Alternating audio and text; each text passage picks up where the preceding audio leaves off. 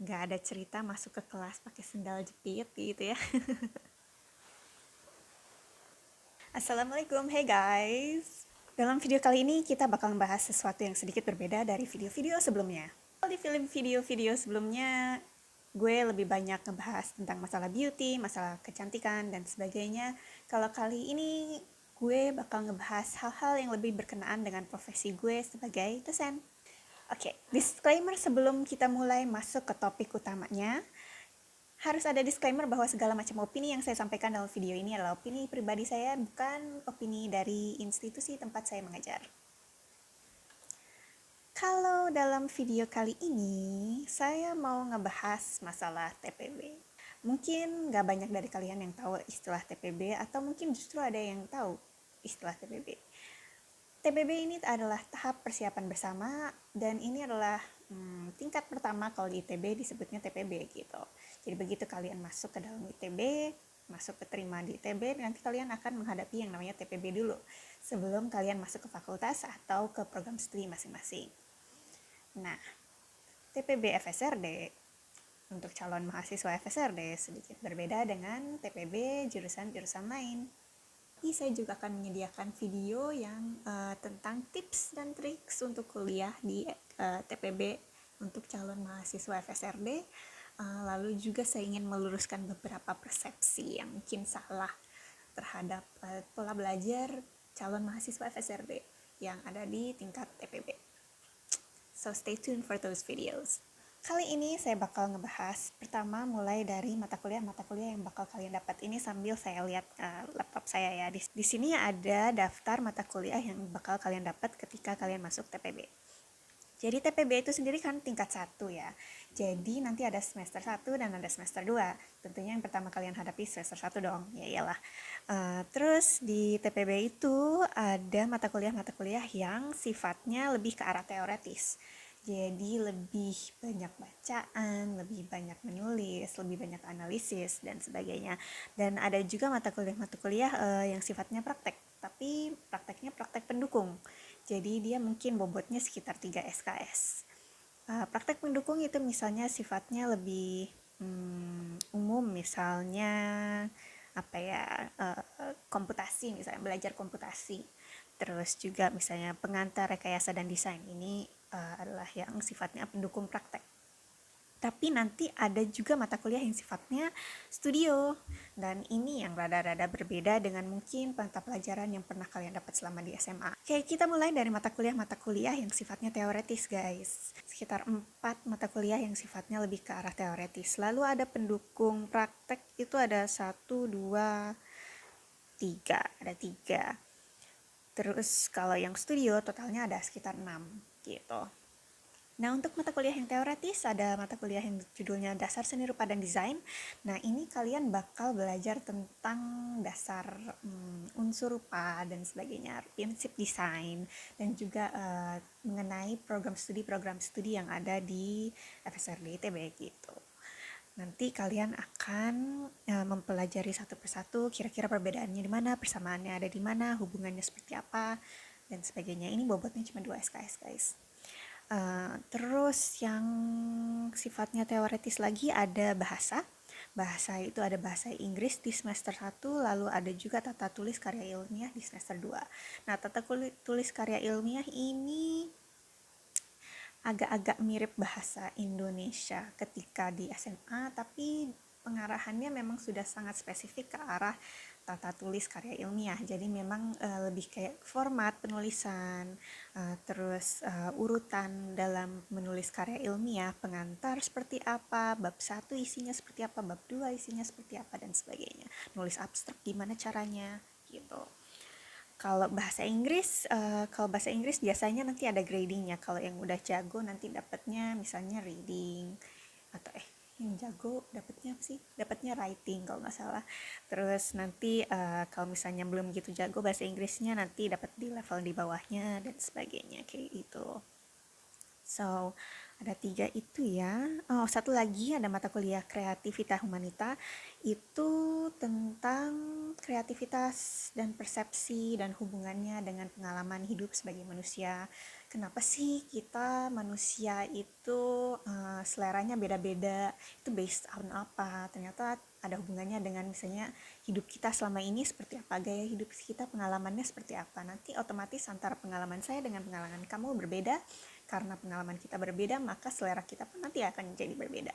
Sehingga persepsi kita terhadap satu hal yang sama, misalnya terhadap boneka RJ yang di belakang ini misalnya, itu berbeda gitu. Mungkin satu orang menganggap itu lucu, satu orang lagi menganggap itu biasa aja gitu. Karena mungkin sebelumnya orang yang menganggap ini biasa aja, sebelumnya pernah melihat sesuatu yang jauh lebih lucu gitu sebenarnya gitu. Itu kreativitas humanita. Oke, so itu mata kuliah yang sifatnya teoretis. Lalu ada mata kuliah yang sifatnya praktek. Misalnya olahraga di ITB tingkat 1 ada mata kuliah wajib olahraga guys. Jadi jangan berpikir bahwa kalian sudah lolos dari olahraga setelah lulus dari SMA. Masih ada. Olahraganya biasanya hubungannya banyak dengan atletik, terus juga kalau uh, kadang-kadang ada permainan seperti sepak bola, bola tangan, dan sebagainya. So, praktek ada olahraga, terus ada komputasi. Pengenalan komputasi itu 3 SKS. Jadi dia ada teorinya juga, tapi ada prakteknya juga. Kalau olahraga tadi cuma 2 SKS ya guys. Komputasi ini lebih bukan tentang codingnya sendiri sih, tapi lebih ke cara berpikir, pola berpikir berurutan itu dampak dan penyebab dan dampak gitu, sebab akibat, mempelajari cara berpikir seperti itu. Lalu di semester 2 yang ada prakteknya itu adalah pengantar rekayasa dan desain. Pengantar rekayasa dan desain ini lebih seperti memperkenalkan cara berpikir ala desain yang sedikit berbeda mungkin dengan cara berpikir kalian sebelum-sebelumnya gitu. Lebih tentang observasi, terus mencari tahu cara memakai sesuatu sehingga bagaimana cara mendesainnya agar lebih efisien, bisa dipakai oleh banyak orang, universal design dan sebagainya. Lalu yang terakhir adalah mata kuliah yang sifatnya studio. Nah, ini yang super different. Kalau misalnya mata kuliah teoretis dan praktek, mungkin banyak jurusan lain yang selain kuliah di Fakultas Seni Rupa Desain juga mengalami mata kuliah tersebut. Misalnya pengantar rekayasa dan desain itu ada di jurusan-jurusan lain juga, di fakultas-fakultas lain juga. Tapi untuk yang studio ini khas banget untuk calon mahasiswa FSRD. Nah, studio ada 3 sebenarnya. Ada studio gambar, ada studio rupa dasar 2 dimensi, dan ada studio rupa dasar 3 dimensi. Nah, bobotnya sedikit lebih besar daripada mata kuliah lain. Kalau untuk gambar, karena di dalam mata kuliah studio gambar itu sendiri ada 2 jenis gambar, yaitu gambar konstruk dan gambar bentuk, maka total SKS-nya menjadi 4 SKS. Dan untuk rupa dasar masing-masing yang 2 dimensi maupun 3 dimensi itu masing-masing 3 SKS guys gitu. Nah, ini studio, ini sifatnya tiap hari ada mata kuliah studio. Dan biasanya tiap minggu tugasnya jadi berbeda. Dan ini adalah yang mata kuliah yang bobotnya paling berat kalau di TPB. Tugasnya seperti apa? Tugas yang untuk yang teori dan yang praktek mungkin kurang lebih kalian bisa membayangkan. Kalau tentang bahasa ya pasti banyak menulis, banyak membaca dan sebagainya. Olahraga juga pasti ya olahraga gitu ya. Tapi kalau untuk yang studio mungkin kalian nggak kebayang kira-kira seperti apa. Kalau misalnya untuk studio gambar, tugasnya adalah ada gambar konstruk dan ada gambar bentuk. Kalau gambar konstruk itu lebih ke arah seperti gambar teknik, lalu juga gambar perspektif gitu ya.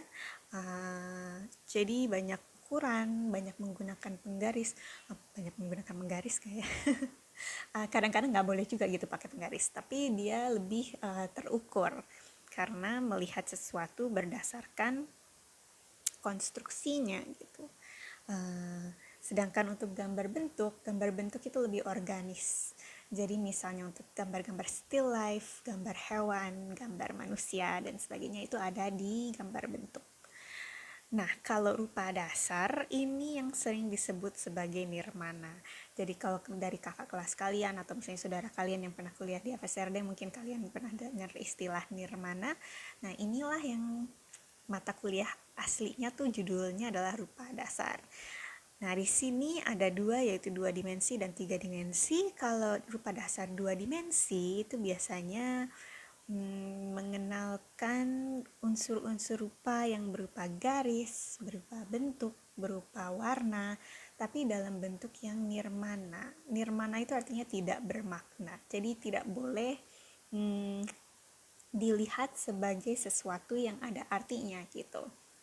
Kalian tidak bisa menggambar gajah misalnya, karena gajah itu sudah terasosiasikan dengan suatu hewan gitu ya. Bayangan gambar gajah itu terasosiasi dengan satu gambar hewan, sehingga yang dilakukan di dalam mata kuliah rupa dasar itu lebih di breakdown menjadi unsur-unsur dasarnya gitu. Misalnya bentuknya aja, atau garisnya aja, atau warnanya aja gitu. Kalau misalnya kalian pernah melihat tugas yang bentuknya seperti kotak-kotak yang isinya warna tergradasi gitu, dari kuning ke merah misalnya, atau biru ke hijau misalnya, itu adalah tugas rupa dasar 2 dimensi. Terus berikutnya ada rupa dasar 3 dimensi. Rupa dasar 3 dimensi masih sama nirmana juga, jadi tidak membuat sesuatu yang ada artinya atau fungsinya atau sesuatu yang spesifik gitu, bukan, tapi lebih melatih tentang kepekaan kedalaman, misalnya kepekaan mengenai ruang, jadi hal-hal yang berkenaan dengan bentuk-bentuk 3 dimensi. Seperti itu. Kadang-kadang tugasnya misalnya menyusun potongan-potongan sedotan menjadi suatu bentuk yang berulang, atau misalnya potongan-potongan kertas yang disusun sedemikian rupa sehingga membentuk suatu pola gitu. Nah, mata kuliah ini banyak memanfaatkan prinsip desain. Jadi ada perulangan, ada ritme, ada juga misalnya aksen dan sebagainya. So, hal-hal di sini kalau misalnya kalian dari tadi dengar unsur rupa, prinsip desain, mungkin kalau kalian memang mau masuk FSRD, kalian bisa belajar di awal sebelum masuk FSRD, kalian pelajari istilah-istilah tersebut supaya ketika masuk FSRD, udah tahu, jago. So, tadi itu adalah bayangan tentang mata kuliah yang bakal didapat di TPB bagi calon mahasiswa FSRD ITB. Nah, tadi kan saya sempat bilang kalau misalnya TPB itu berarti masih calon mahasiswa FSRD. Nah, belum juga masuk ke program studi. Nah, gimana sih caranya biar bisa memilih program studi yang diinginkan gitu. Misalnya pengen masuk DKV, DI, DP, KRIA, ataupun seni rupa gitu. Gimana caranya? Itu pas kapan pemilihannya? Nah, setelah kalian menjalani 2 semester 1 dan semester 2, selama menjalani 2 semester tersebut, kalian akan terus-menerus mendapat kuesioner tentang minat kalian maunya ke program studi yang mana. Nah, kuesioner ini akan diadakan beberapa kali sampai nanti di akhir semester 2 bakal ada pameran TPB, dan ini selalu diadakan per angkatan rame-rame gitu ya, memamerkan karya-karya yang sudah dibuat sejak semester 1 dan semester 2 gitu. Nanti berdasarkan hasil pameran tersebut dan berdasarkan kuesioner terakhir yang sudah diisi, kalian nanti akan dipilah-pilah masuk ke program studi. Moga-moga sesuai yang diinginkan. Yang menjadi alasan untuk memasukkan satu mahasiswa ke program studi tersebut atau tertentu gitu ya, itu berdasarkan IP. Tentu saja makin tinggi IP-nya maka makin mulus jalannya untuk masuk ke program studi yang diinginkan oleh mahasiswa itu. Lalu yang kedua adalah berdasarkan mata kuliah mana yang dia terlihat lebih terampil atau terlihat paling mencapai tujuan dari mata kuliah tersebut gitu.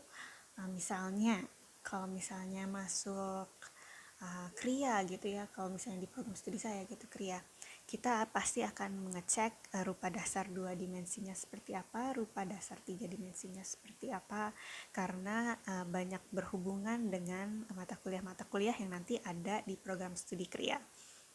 So, kalau nilai di 2 mata kuliah tersebut bagus, maka kemungkinan untuk keterima di program studi KRIA-nya lebih tinggi. Nah, tapi harus diingat kalau misalnya FSRD sekarang ada 2. Ada yang di kampus Ganesha, ada juga yang di kampus Cirebon.